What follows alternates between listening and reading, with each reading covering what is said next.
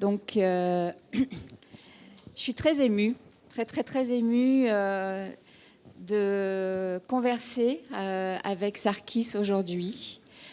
Pour information, moi je suis là depuis 33 ans, donc j'ai eu la grande chance finalement de vivre l'exposition dont il va nous parler aujourd'hui de l'intérieur. Alors Sandra, merci de m'avoir proposé effectivement cette rencontre. Je suis très heureuse de cela. Je vais quand même présenter Sarkis un petit peu.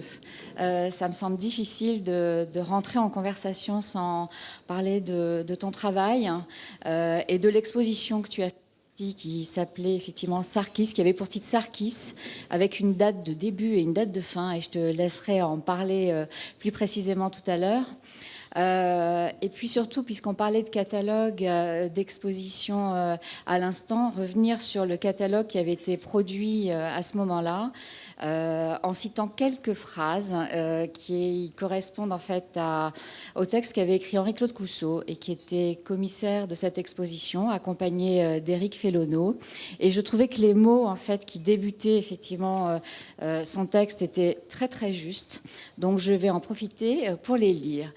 Scénographe du monde, dramaturgie de la mémoire, liturgie du temps, cérémonial de l'émotion, récit autobiographique, l'œuvre de Sarkis n'offre pas qu'un seul visage parmi d'autres de l'art total.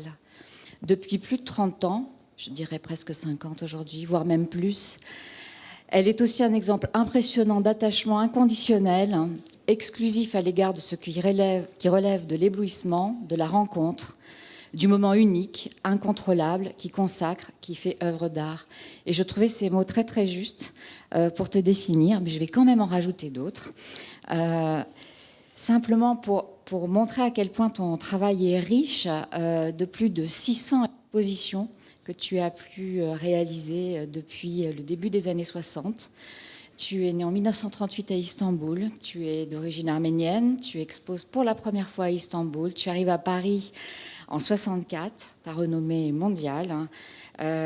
Tu as fait de nombreux musées et centres d'art autour du monde, j'allais dire. Et je n'en citerai en fait que quelques-uns. Je les ai sélectionnés. Le premier parce qu'effectivement, il a un lien avec l'histoire du CAPC. C'est l'exposition Quand les attitudes deviennent formes, puisqu'on a en fait dans la collection une œuvre qui s'appelle Un bac en attente, le révélateur, dont tu nous parleras peut-être tout à l'heure et que Sandra avait montré il y a 2 ans dans l'exposition Le Tour du jour en 80 mondes. Une autre exposition en 2010 dont on parlait tout à l'heure qui est Passage au Centre Pompidou. Pourquoi ? Parce que tu rentrais en conversation avec Casimir Malevich, avec André Breton, avec Joseph Beuys, avec tes figures tutélaires comme Cantor, Tarkovsky ou encore Parajanov. Et ça, effectivement, avec un lexique très particulier de termes dont tu nous parleras, combustion, je pense qu'on pourrait rajouter Kriegschatz, Lightschatz, mais tout ça, tu nous le diras aussi. Une autre exposition, celle de 2011, qui avait pour titre Hôtel Sarkis, qui rassemblait plus de 200 pièces et qui était effectivement portée par le MAMCO. Et puis tu as participé à de nombreuses expositions telles que la Documenta 6, 7, les Biennales de Venise, de Sydney, de Shanghai, de Sao Paulo, de Moscou, d'Istanbul. Et en 2015, à l'occasion de la 56e Biennale de Venise, tu représentes le pavillon de la Turquie et participe à l'exposition Arménity au pavillon de la République d'Arménie qui remporte le Lion d'Or. Plus récemment, en 2021, tu es au Quai Branly avec l'exposition Ex-Africa. Je vais vite. Endless, une exposition qui a ouvert cette année, qui est importante. Je rêve d'aller découvrir au Arthur Museum d'Istanbul avec le commissariat d'Emre Baykal. Et puis peut-être une dernière chose, la commande à laquelle tu réponds pour le Centre des Monuments Nationaux, pour la chapelle Jean de Bourbon de l'abbaye de Cluny, où tu fais entrer la vie, la couleur. Alors, je vais vite te laisser la parole. Je vais juste dire en fait que ton travail associe une atmosphère poétique à une rigueur formelle, que l'on peut presque caractériser de post-conceptuelle. Tu interviens régulièrement dans des expositions qui sont déjà existantes et tu les ouvres à de nouvelles interprétations. Et pour cela, tu utilises la lumière, le son, l'image sous toutes ses formes et les objets dont tu dis qu'il faut les faire parler. Alors moi, je t'invite à nous parler de cette exposition Sarkis, donc de 2000, que tu avais réalisée pour la nef et les coursives et la mezzanine du CAPC.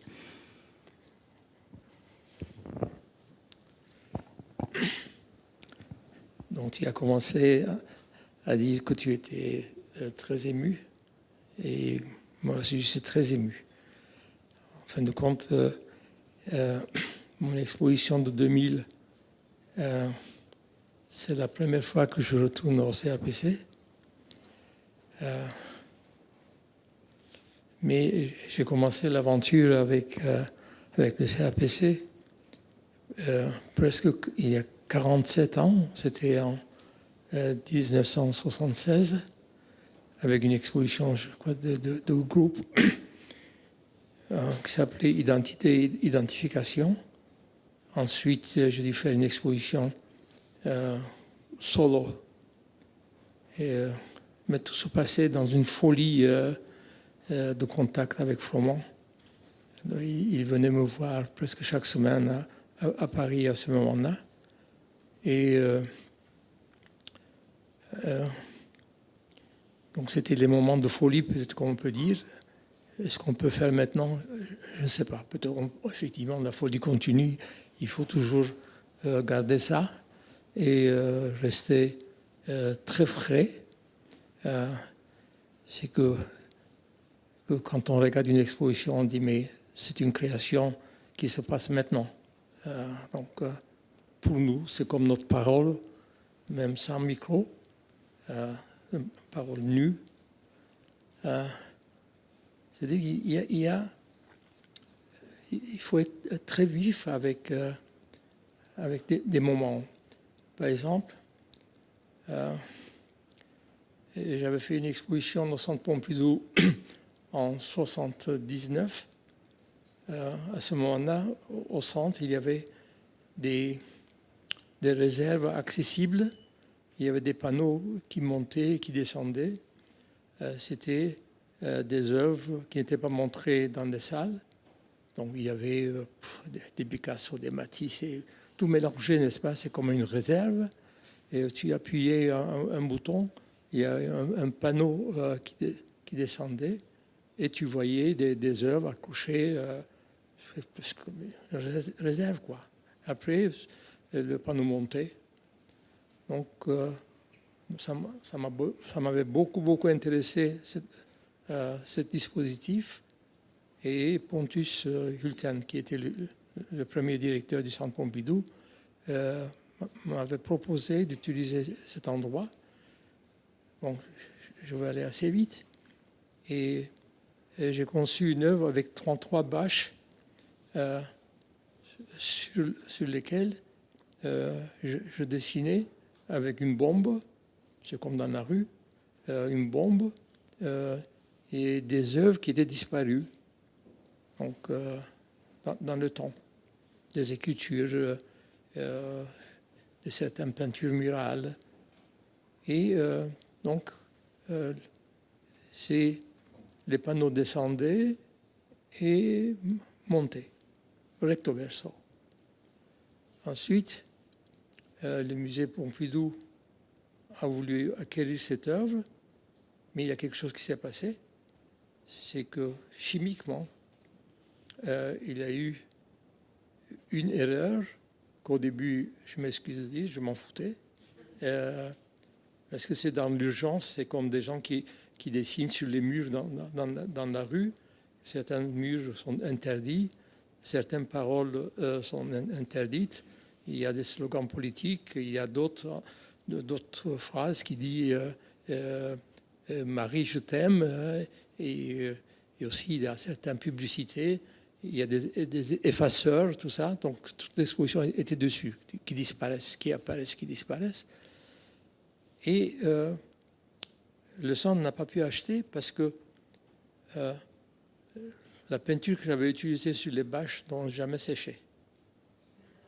Donc, il y avait 33 objets désirés, mais impossibles. C'est comme tu es tout le temps mouillé, quoi, tu vois, donc tu ne peux pas garder. Alors, Et la folie est née. Jean-Louis avait assisté à ça. Il a dit on fait quelque chose avec les 33 bâches. Moi, j'ai dit oui, j'ai une idée. Est-ce qu'on peut faire éventuellement la base sous-marine allemande, donc supprimer allemande, donc la base sous-marine, l'eau, la protection, et on amène les 33 bâches et on glisse la moitié dans l'eau. C'est-à-dire, en fin de compte, c'est le contrôle qu'il fallait faire. Quelque chose qui ne sèche pas, vous accentuez son état de séchage en fin de compte. C'est-à-dire alors, que ça devienne ton musée, d'accord, mais il n'y aura pas de gardien, d'accord, il n'y aura pas d'assurance, d'accord. Et on a fait l'exposition donc, dans la base sous-marine allemande 1 an après le Centre Pompidou, c'est-à-dire en 1980. C'est ce que s'est passé. 3 semaines après, il y a une bâche qui a disparu. 1 mois après, il y a 8 bâches qui ont disparu. Et à un moment, il n'y avait plus de bâches. Donc, non, moi, je ne vais pas entrer dans l'histoire. Oui, ils ont piqué, machiné, tout ça. Pas du tout. Moi, je pense que ce sont les barques ou les petits bateaux, les petits machins, ils ont voulu utiliser ces bâches, effectivement, pour couvrir. Donc c'était, je dirais, c'est une aventure, quoi. C'était possible dans une mentalité telle. Donc j'avais cette mentalité, lui, il avait cette mentalité, et ici, en 80, quand même, il avait commencé à montrer sa couleur, sa folie, et voilà. Alors, ensuite, on pense que ma vraie histoire commence en 2000. C'était le passage du 20e au 21e siècle. Et Henri Cousseau, qui était directeur, d'ailleurs, il a quelques personnes qui étaient ici, dont Anne, Jenny qui est là. Donc, je crois qu'on a fait quelque chose. Je ne sais pas si on peut vraiment refaire. On savait qu'est-ce qu'on avait comme moyenne. C'est que d'habitude, je demande, lorsque je fais une exposition dans un musée, et je demande jusqu'où on peut aller. C'est qu'avec certains musées, il faut de l'argent, ne pense pas. Mais je demande toujours. À part, on dit le loggia, qu'est-ce qu'on dit? La mezzanine. Là, il avait moins d'argent. Et maintenant, je vous décris l'exposition. D'abord, cette architecture n'est pas innocente. C'est une architecture qui a été utilisée durant le colonialisme, je dirais, n'est-ce pas? Mais il y a un contraste. C'est que j'ai beaucoup étudié l'architecture orthodoxe. Donc, je suis né dans la ville où la fantastique Sainte-Sophie. Et aussi, je connais aussi l'architecture, surtout de Sinan. C'est un architecte d'origine arménienne pendant l'Empire ottoman, du 15e, 16e siècle, n'est-ce pas? Et ici, c'est un peu, je dis, c'est un peu comme Ponce Pilate, quoi. Et donc vous entrez, vous dites extraordinaire, mais qu'est-ce qui fait? Le travail que fait cette architecture est quand même né pendant le colonialisme, n'est-ce pas? Alors, ce conflit entre l'essence de l'architecture et le travail qui se fait à l'intérieur, qui est effectivement un nid d'art, n'est-ce pas? Que, à ce moment, étant donné que le lieu était très, très, très, très jeune, n'est-ce pas? C'est l'enfance du lieu. Et il n'y a pas une idée en disant, voilà, dans 50 ans, il y aura ça, à mon avis. Il ne pensait même pas qu'est-ce que ça va être dans 50 ans. Il ne pensait même pas. Alors, si je dis que chaque exposition, c'est une utopie, c'est ce que j'ai essayé de faire. Dans ce lieu de contraste, j'ai voulu inviter des tapis des pays en conflit, c'est-à-dire en guerre, n'est-ce pas? Mais étant donné qu'il n'y a pas de guerre dans l'art, sauf des guerres d'école, tout ça, effectivement, c'est positif, mais il n'y a pas de guerre. C'est-à-dire que tu peux mettre, je ne sais pas, un Malevich à côté d'un Rothko, et tu peux mettre une peinture chinoise à côté d'une peinture japonaise, n'est-ce pas? Et on a essayé de trouver des tapis des pays en guerre, n'est-ce pas? Par exemple, en ce moment, de nouveau, la guerre entre le Karabakh et Arménie va éclater de nouveau avec l'Azerbaïdjan. Donc, on a trouvé des tapis d'Azerbaïdjan et d'Arménien. On a trouvé des tapis turcs et kurdes. On a trouvé des tapis de tous ces pays de conflit, n'est-ce pas? Et il y avait maintenant le nom des scènes. Il y avait combien de scènes 17, je pense. Pardon? 17 scènes, tu avais, je pense. Combien? 17. 17? Oui. Et, oui, 17 scènes de 6 mètres sur 6. Et là-dessus, donc il y avait chaque scène était donc des pays en conflit, mais on avait trouvé des tapis extraordinaires, n'est-ce pas, des collections, tout ça. Donc il n'y avait pas, on avait fait attention pour qu'il n'y ait pas de différence de qualité entre les tapis arméniens et les tapis d'Azerbaïdjan, celui des tapis turcs et kurdes, n'est-ce pas? Et aussi, en même temps, bon, j'avais fait des films, on avait mis des moniteurs dedans, ça je ne vais pas trop parler maintenant en détail, mais chaque scène, je voulais que ce soit en même temps un lieu de discussion avec le public. Et là-dessus, j'ai monté une école mobile ici, qui a duré 33 jours. On a fait l'annonce comme quoi je voulais parler pendant 5 heures dans un coin du CAPC. Donc, ils ont arrangé une petite salle que personne ne pouvait entrer à part lui ou elle et moi. Et je ne savais pas qui allait venir, parce que l'annonce, je dis, vous prenez les 33 personnes qui téléphonent début. Donc il n'y a pas de sélection. Donc je ne savais pas qui allait venir.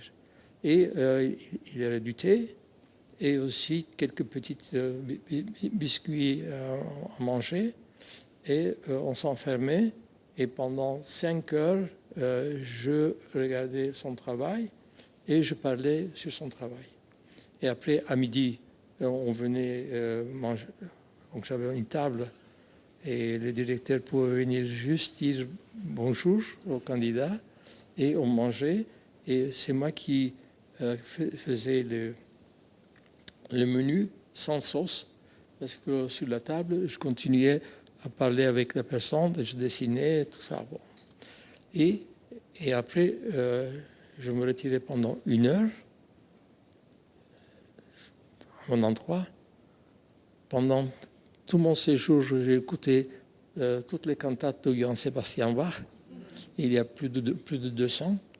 Et 1 heure après, je descendais dans l'espace. Et au début, on ne savait pas combien de personnes allaient venir. Il y a eu, je sais pas, une vingtaine, 30 au début. Mais très vite, ça a passé à 50, 100, 150, 200. Donc, et c'est la personne que je voyais le matin qui me posait la première question, parce que je ne parlais jamais de mon travail avec les jeunes artistes. Et là, c'est lui qui me posait la première question. Et la discussion durait pendant 3 heures, peut-être plus. Donc, on a fait 33 jours, je dirais, en chaleur, quoi, n'est-ce pas, hein? Et aussi, il m'avait demandé, étant donné que je suis fasciné par la musique, par le cinéma, par l'écriture et tout ça, donc le programme, c'est moi qui avais fait. Il y a eu des concerts sur mes scènes, sur les tapis. Et aussi, on a pu inviter la plus grande chanteuse indienne qui s'appelle Kishori Amankar. Elle est venue, c'est comme la Calas de l'Inde, n'est-ce pas? Et donc, elle était venue avec son équipe. Et la nef était pleine. Quoi. Donc, c'était une... en fin de compte, chaque exposition est unique, ça je sais. Mais une situation comme ça, est-ce que c'était possible? Il faut que vous soyez excité, effectivement, pour que vous arriviez à avoir des idées. Et aussi, ce lieu, effectivement, moi, je vois c'est comme une folie, quoi. Donc, aussi, j'ai vu comment était presque en miettes, comment ça a été transformé, tout ça. Donc, j'ai continué par la suite l'école mobile. Même j'ai fait au centre Pompidou, mais je peux dire, je ne sais pas s'il y a des gens du centre Pompidou, mais là-bas j'étais enfermé dans l'atelier Brancusi. Je n'ai pas pu apporter de quoi manger, je n'ai pas pu apporter de quoi boire. Donc il y avait la grande censure, je dirais, dans un lieu de Brancusi qui a le souffle, quoi. Donc j'ai continué à... Bon, étant donné que je ne parle pas l'allemand et pas très bien l'anglais, mais dans des pays francophones, donc en Suisse, j'ai fait ça dans cette musée. En France, j'ai fait plusieurs fois. Donc, merci. Moi, j'ai le souvenir d'une lumière très, très, très singulière dans la nef. Oui. Tu peux peut-être nous... Oui. Oui. Là, je me souviens très bien. J'avais terminé l'exposition, la lumière, et la nuit, je n'arrive pas à dormir. Je dis, mais qu'est-ce que tu as fait? Sûrement quelque chose qui n'était pas bien. Je dis, quoi? Donc, et l'exposition, tout le monde disait, l'exposition était finie, la lumière. Eh bien alors, il y a eu un miracle. Moi, je crois au miracle sur la Terre. Il y a eu la tempête. Vous savez, la grande tempête, vous vous souvenez sûrement. Voilà. 99. Et je cours vite au centre. Il me laisse entrer parce que je vais découvrir qu'est-ce qu'il y a qui ne fonctionne pas. Qu'est-ce qu'il y a? Eh bien alors, j'avais fermé toutes les fenêtres. pour que la lumière artificielle que j'avais utilisée de 4 couleurs, rouge, bleu, jaune, vert, sont ces couleurs, c'est très théâtral, n'est-ce pas? Et éclaire tout l'espace. Et bien alors, c'était là où j'avais fait la bêtise. C'est-à-dire que j'avais arrêté la respiration de la lumière. Mais la tempête avait ouvert les fenêtres. Donc, il y avait la lumière du jour aussi qui entrait dedans. Donc, la lumière du jour, plus la lumière qui ne bouge pas, les deux ensemble créent en permanence des lumières nouvelles. Donc, c'est ça. Alors, cette création en permanence, si on parlait un peu du bac en attente, le révélateur. Oui, oui. Il y a certaines personnes qui connaissent sûrement. En 69, il y a eu une exposition à Berne qui s'appelait « Quand les attitudes deviennent formes ». Beaucoup de gens parlent de cette exposition à Berne, mais ne parlent pas de cette exposition qui est allée à Krefeld. Et aussi, ensuite, en troisième lieu, à Londres, à ICA. Donc, bon, les œuvres à Berne n'ont pas posé de problème et à Krefeld n'a pas tellement posé de problème, mais à Londres, ça a posé un problème et ils n'avaient pas d'argent. Ils n'avaient pas d'argent. C'est-à-dire, ils ont proposé aux artistes, je ne sais pas combien d'artistes, qu'est-ce qu'ils préféraient? Est-ce qu'ils viennent sur place et éventuellement essayer de faire un travail, mais avec un budget limité, parce qu'il a le voyage, les frais, le séjour, le matériau, ou bien vous préférez faire un travail, vous dessinez, vous nous envoyez et on fabrique à votre place. Et le travail que je voulais faire, je ne savais pas combien ça allait coûter, mais c'était impossible d'aller et faire ce travail sur place. Donc, c'est ce que j'avais conçu. C'était un bac de 3 mètres de long, je crois 50 sur 50, qui était rempli de l'eau. Et il y avait un projecteur d'une résistance de 1000 watts. Vous savez qu'est-ce que c'est une résistance? C'est pour on utilisait ça pour le chauffage, n'est-ce pas? Et donc vous branchiez et